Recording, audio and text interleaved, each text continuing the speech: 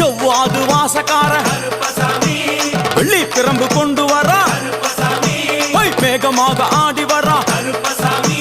வேகமாக ஓடி வரா ஓட்ட சாட்டமாக வரா பம்பா நதி தீரத்திலே கருப்பன் வரும் வேளையிலே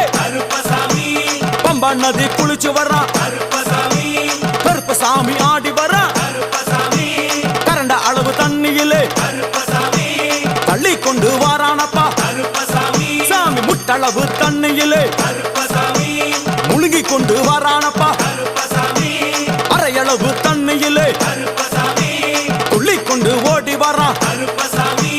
கழுத்தளவு தண்ணியிலே கருப்பசாமி நீந்தி வரா அந்த அளவு தண்ணி